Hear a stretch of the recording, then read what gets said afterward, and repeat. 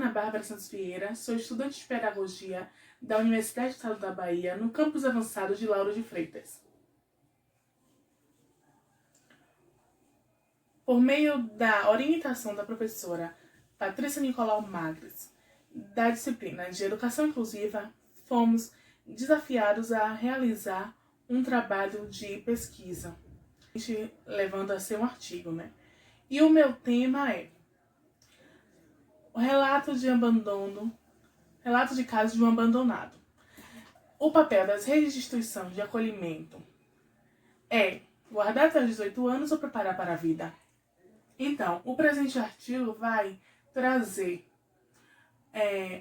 a saída dos adolescentes e jovens ao completar 18 anos, quando não são adotados, né, das instituições de acolhimento, por meio de uma pesquisa bibliográfica, tanto do contexto social, da etimologia da palavra infância, criança e do abandono. O começo do abandono, que é lá no século XVIII, aqui no Brasil. E por meio de um relato de caso, porque eu vou estar trazendo um relato de caso de uma pessoa que após 18 anos ela foi expulsa da instituição de acolhimento, do orfanato, por causa da idade. E trazer leis e mecanismos também. Em um contexto que temos 47 mil crianças e adolescentes no cadastro de adoção, segundo dados do Cadastro Nacional de Adoção, em 2015. Nessa pesquisa foi capaz de observar também o preconceito referente aos pretendentes na adoção, porque muitas pessoas têm preferências de estereotipos, cor da pele, em sexo, se a criança tem algum tipo de deficiência ou não, entre outros. Este artigo vai descrever o processo de saída de crianças e adolescentes ao completar 18 anos e não serem adotados. Logo assim, pelo meio do ECA, essas crianças não têm mais nenhum tipo de assistência dentro dessas instituições. Por meio de uma revisão bibliográfica referente ao contexto social da etimologia da palavra infância, do contexto social da criança nos séculos passados e dos mecanismos de leis vigentes referente à adoção e o contexto do abandono no antes e no depois. Tentamos relatar como é a situação desses jovens por meio de um relato dentro daquelas instituições, além de trazer entraves em relação ao olhar do governo para a saída desses jovens e o olhar do pretendente na adoção nas crianças que estão lá, porque muitos têm preferências sim em relação a alguns tipos de estereotipos, como cor da pele e sexo. No Brasil, temos um número de pretendentes maiores do que o número de crianças para adoção. Mas o que dificulta, na verdade, é as preferências e alguns tipos de mecanismos e leis que acabam dificultando essas adoções. E ao chegar aos 18 anos, para muitos acontece essa quebra de laços das instituições, porque chegou tanto o 18, né? O 18 para muitos é festa, para eles são medo e insegurança. Medo e insegurança, pois eles sabem que ali agora é eles por eles fora daquela instituição. E muitas vezes ele não tem nenhum tipo de apoio, assistencialismo. E agora é ele com ele. E aí o que acontece? Em um relato de caso que eu vou trazer, a gente percebe que a maioria tem essa saída marcada por idas de repúblicas e programas de assistencialismo sociais. Questionamentos são aguçados, como era antes, como é atualmente a questão do abandono. Quais são os tipos de sistema de assistencialismo antes e o atualmente?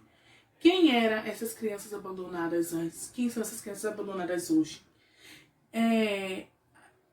Eles guardam para liberar os 18 anos ou eles preparam a criança com a autonomia e a formação para estarem abertos a oportunidades com a sua saída? Para muitos, a infância é marcada por momentos belos, de belas lembranças, de brincadeiras, de momento com a família. Para outros, não.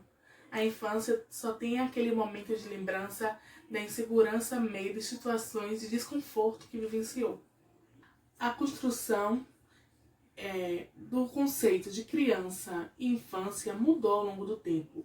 Antes do século XVIII, a criança era vista somente como um adulto em miniatura. Ele vestia a roupa dos adultos, ele fazia serviços que o adulto fazia. Eram as mesmas situações para a criança. Então não tinha esse olhar desse período do desenvolvimento da criança separado do adulto. Criança e adulto eram um só, em relação que aconteceu muita mortalidade infantil por causa disso. Então não via criança com suas particularidades e singularidades únicas. Ela era vista como adulto em miniatura, como eu disse, anteriormente. Além disso, ele fazia todo o serviço braçal. Então muitas vezes a infância era marcada pelo trabalho infantil. Para muitos hoje não é diferente. Muitas crianças e jovens, adolescentes, crescem em situações de bombas, pólvora de bombas no seu rosto, com situações de exploração sexual, com situação de trabalho infantil. Outros têm a chance de viver em lares que são protegidos e que têm esse olhar diferenciado para a criança. Em 12 de outubro de 1990, entrou em vigor o Estatuto da Criança e do Adolescente, o ECA, um marco histórico de garantia de direitos para a criança e adolescentes no Brasil. O ECA garante o direito de permanência em instituições de acolhimento de crianças e adolescentes de 0 a 17 anos em 11 meses, se estes não forem para a guarda de um membro da família ou for adotado por uma família substituta. Sendo assim, é obrigatório o desligamento após completar 18 anos. E assim um relato de caso que eu vou trazer, que é um abandonado. O nome dele é João, 26 anos. Trago o nome como João para preservar a identidade do sujeito da pesquisa. É nascido na cidade de Salvador, de gênero biológico masculino, etnia raça negra. É registrado apenas pela genitora Joana, também trago um nome fictício para preservar a identidade. Esta mãe solteira, de baixa escolaridade, sem profissão definida. Por motivos desconhecidos, deixou em um orfanato com cerca de 1 ano de idade, e onde permaneceu até completar 18 anos. Atualmente, João se encontra em um processo de vulnerabilidade biopsicossocial, situação de rua. Não recebe nenhuma assistência ou benefício governamental. João é atravessado por diversos marcadores sociais, gênero, etnia e classe. E essas intersecções refletem na realidade de milhares de crianças e jovens brasileiros, pois, segundo dados do Cadastro Nacional de Adoção, CNA, 2015, cerca de 5.699 crianças e adolescentes estão cadastradas para adoção. Porém, quando adentramos no relatório do perfil dos pretendentes, percebemos que a preferência por estereotipos é mínima para a raça negra, presença de deficiência física ou mental, o sexo masculino e quando existe a presença de irmãos. João diz assim, uma parte que ele vai falar assim, que cada ano que passa, a esperança de ser adotado lá dentro vai deixando de existir. A fala de João pode ser comprovada por números, pois, segundo o relatório do CNA 2015, a adoção tardia não é tanto procurada pelos pretendentes, pois, segundo o perfil de preferência, por crianças de 0 a 7 anos. Quando vai avançando as idades, vai diminuindo a preferência por essas outras idades. Antes de completar 18 anos, o adolescente pode ter a oportunidade de ser cadastrado para a doação, mesmo que os números de pretendentes não cheguem a 1%. João traz, diziam que eu ganharia uma casa quando saísse de lá, e aqui estou eu nas ruas. É como canta Para a Lama do Sucesso em Lanterna do Afogato, de Herbert Viana, de 1989. A realidade de muitos durante o escuro das noites nas ruas, marquises e praças e passeios. Quando está escuro e ninguém te ouve. Quando chega a noite e você pode chorar. São tantas marcas que já fazem parte do que eu sou agora, mas ainda sei me virar. Tô na lanterna dos afogados.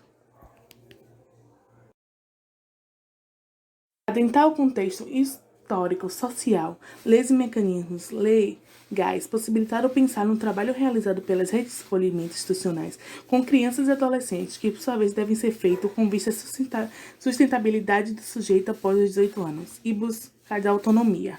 Este artigo resultou em reflexões férteis, intensas e inspiradoras sobre o papel que é realizado e o que queremos e necessitamos. Por outro lado, foi a partir do século XVIII que começou a pensar na criança desvinculada do mesmo olhar que o adulto e no período da infância, no processo do desenvolvimento humano. Já adolescentes e jovens, até nos dias atuais, são esquecidos e são vistos como parte da vida adulta, principalmente após 18 anos, nas suas individualidades, desejos e vontades, além de formulação de política pública para esse público, que é bem negligenciada pelo Estado. Essa saída dos jovens, além da deficiência, nas políticas públicas e... Porém, as redes de ensino têm ciência do futuro que espera fora dos portões para estes jovens. Não seria mais viável preparar para a autonomia?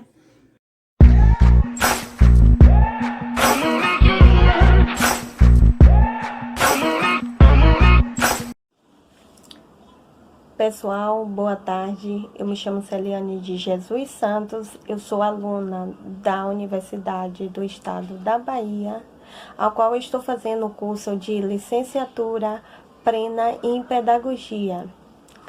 Eu estou aqui para apresentar para vocês o meu trabalho, qual tem o tema os desafios no ensino e na aprendizagem da criança autista. Esse trabalho foi elaborado e desenvolvido na disciplina de Educação Inclusiva, orientado pela docente Patrícia Magres. E agora eu vou sumir um pouco do vídeo e vocês vão ficar com o meu slide. Segue aí o meu trabalho. Então, pessoal, dando continuidade ao trabalho, vou falar agora da estrutura do trabalho, que consiste em resumo, introdução, metodologia, resultados, considerações finais e referências. A partir daí, eu vou começar falando da introdução. Quais os desafios no ensino e na aprendizagem da criança autista? A partir dessa problemática, dessa pergunta, a gente vai encontrar alguns questionamentos. Quando essa criança ela chega na escola regular, ela gera uma série de preocupações, tanto para a família como para a escola. A escola vai ficar naquela questão: será que somos capazes de atender as necessidades dessa criança, de fazer com que ela realmente se desenvolva, que ela aprenda, a autonomia, que ela consiga se desenvolver, que ela consiga desempenhar seu papel como aluno. Então, isso aí fica as questões levantadas, E os pais ficam também preocupados. Será que essa escola vai cuidar do meu filho bem?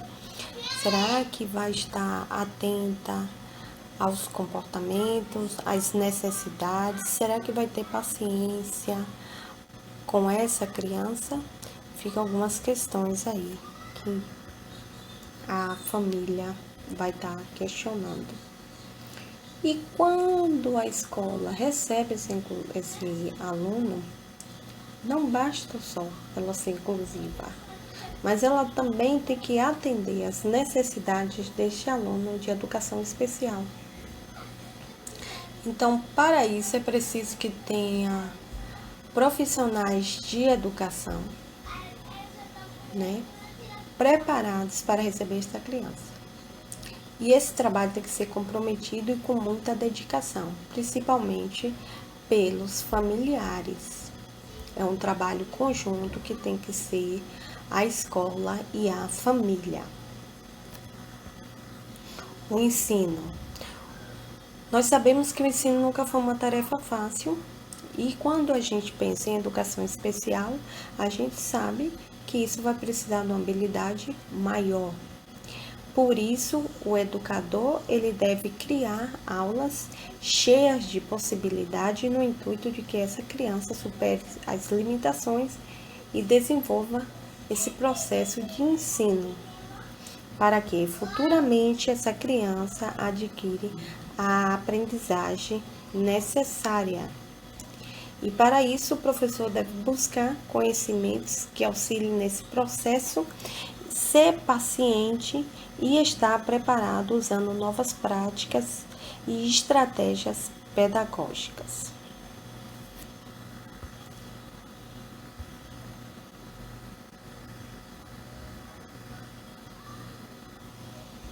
O objetivo do trabalho partiu do interesse de adquirir um conhecimento maior na educação especial.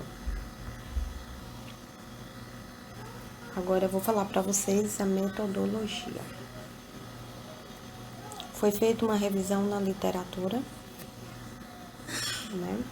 da literatura, através de escritores. Eu fiz uma busca, Os escritores que eu usei foi Aprendizagem, Autismo, Ensino, Escola e Inclusão. Em alguns sites como Cielo e o Google Acadêmico. A partir daí, eu fiz uma leitura rigorosa em vários artigos, no intuito de promover uma análise desse trabalho. Com esse trabalho foi possível identificar 15 artigos, que estavam falando sobre o tema. Desses 15, 7 foi cruciais para o desenvolvimento desse trabalho. E através desses artigos foi possível identificar e compreender o autismo no ensino e na aprendizagem, segundo os autores na literatura.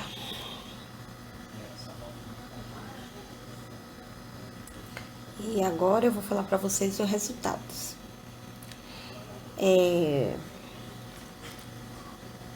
Os resultados que encontrei na literatura é que fala que a escola, para que ela seja inclusiva, ela tem que garantir o acesso livre dessas crianças autistas e lidar com as diferenças existentes e utilizar propostas pedagógicas de acordo com a necessidade deste indivíduo. Pois sabemos que cada autismo, tem o seu grau e cada criança é diferenciada. Por isso, nem sempre o mesmo ensino é para todos. Por isso, a escola tem que estar atenta a isso. E é primordial que a escola tenha profissionais capacitados e aptos a lidar com as divergências destes alunos no ambiente escolar. E as dificuldades? As dificuldades é que os professores têm de lidar com os comportamentos inadequados, como birra, gritar, pular, correr na sala ou ficar andando pela sala, Outra dificuldade é a questão da comunicação, que essa criança muitas vezes ela não fala nada ou ela fala pouco e a comunicação fica prejudicada, A relação social também é uma das dificuldades na aprendizagem, como eu já vinha falando, Além disso, outras dificuldades são as situações que envolvem a rotina da escola, porque essas crianças elas necessitam de uma rotina para que esse processo aconteça na vida dessas crianças. Elas precisam de uma rotina e muitas vezes a escola não tem essa rotina, E aí acaba dificultando, E essa rotina, a escola tem que ter atenção, a escola, os professores, que essa rotina deve ser similar à das outras crianças, para que ele se sinta incluso, né? Incluído nesse processo. Isso é fundamental. A formação. O professor ele deve desenvolver metodologias de ensino para que este aluno autista consiga se comunicar e se desenvolver durante esse processo, promovendo conteúdos voltados para o seu desenvolvimento e potencial, sendo diferenciados, como eu já vinha falando, e de acordo com seu interesse e com sempre e tudo isso sempre no objetivo de adquirir a aprendizagem e a continuidade desse processo. Além disso, as aulas elas têm que ser pensadas antes para a criança autista. O professor ele já tem que chegar na sala de aula já com aulas planejadas e estruturadas, não deixar para planejar na hora, no momento, né? Mas ele já tem que ter um planejamento em mão, né? E no qual ele possa utilizar da acessibilidade,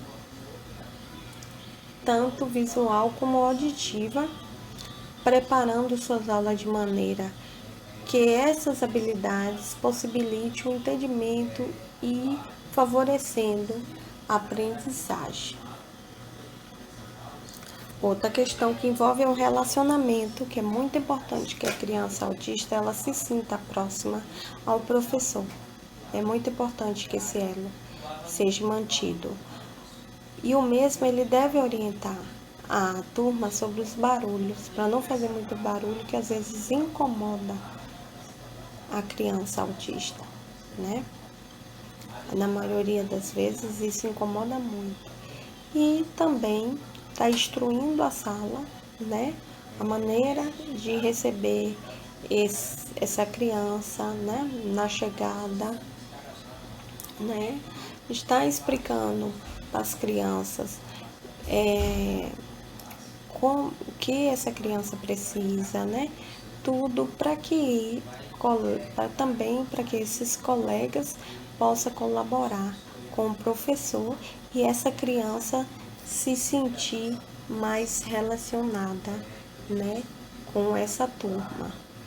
Também explicar que se a criança não quer brincar, não quer interagir, que isso é o momento dela, mas que todos devem respeitar. Mas também se essa criança se aproximar para brincar, que todos aceitem, né, que essa aproximação, que isso vai estimular a interação dela com outras pessoas. O professor também ele deve estimular a criança a participar das atividades, ajudando, orientando a cumprir com êxito, mesmo que isso leve tempo e que exija uma série de exija muita paciência. E sempre que ele cumprir a atividade, devemos elogiar e parabenizar, que isso é uma fórmula de estimular a criança. E aí vem aí as considerações do meu trabalho, né? Que é a importância que as crianças elas frequentem a escola regular. Isso é muito importante porque vai ajudar no desenvolvimento.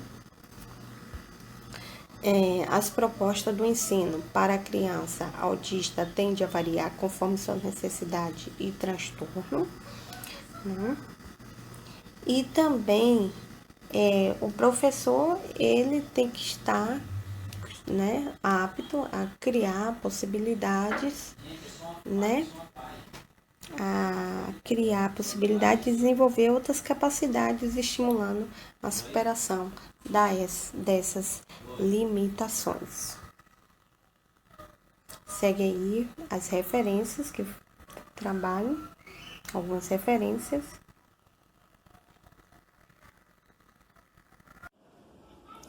Pois é, pessoal, acabei de apresentar para vocês o meu artigo, espero que vocês tenham gostado e de coração agradeço a todos por me assistirem e obrigado e até a próxima vez.